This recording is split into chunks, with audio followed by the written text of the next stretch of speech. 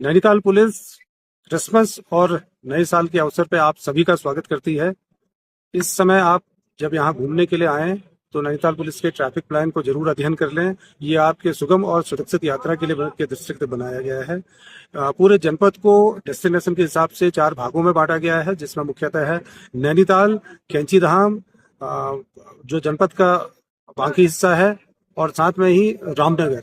ये 4 जोन में डिवाइड किया गया और अलग अलग जगह के लिए वाहनों को, टूरिस्ट को किस ओर से आना है, किधर को जाना है, उसमें ये तमाम सारी बातें बताई गई हैं।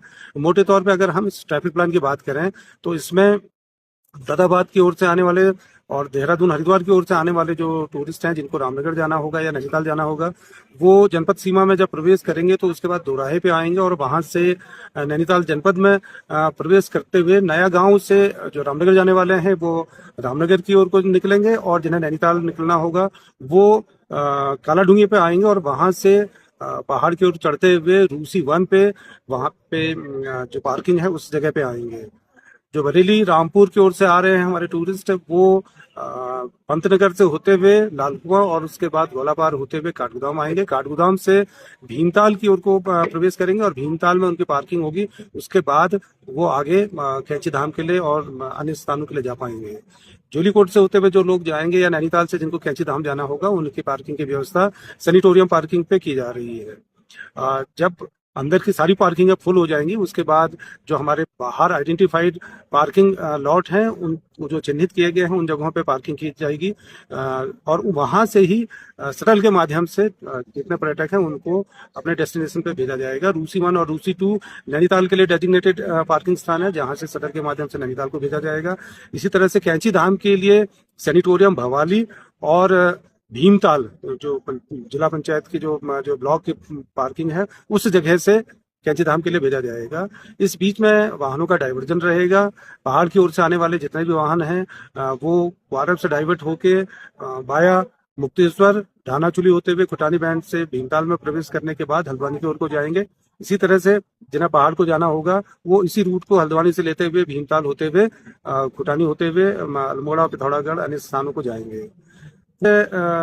इस अवधि में 24 और 25 तथा 31 दिसंबर और 1 जनवरी 26 को जो हैवी ट्रैफिक है वो पूर्णतः प्रतिबंधित रहेंगे।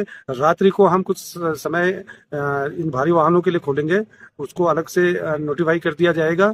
इन दोनों ही डेट्स में, जब 24-25 दिसंबर, 31 दिसंबर और 1 जनवरी को दोपहिया वाहन पूर्णतया प्रतिबंधित रहेंगे। आप सभी से अनुरोध है कि जब भी आप यहाँ पे घूमने के लिए आए तो इन ट्रैफिक जो डाइवर्जेंस हैं, जो शटल सर्विस है, जो ट्रैफिक प्लान है, इसका भली भांति अध्ययन कर लें और सावधानी से बचें। यहाँ पे आने के बाद कुछ जो एडवाइजरी पुलिस के द्वारा जारी की गई है उसका भी अध्ययन कर लें।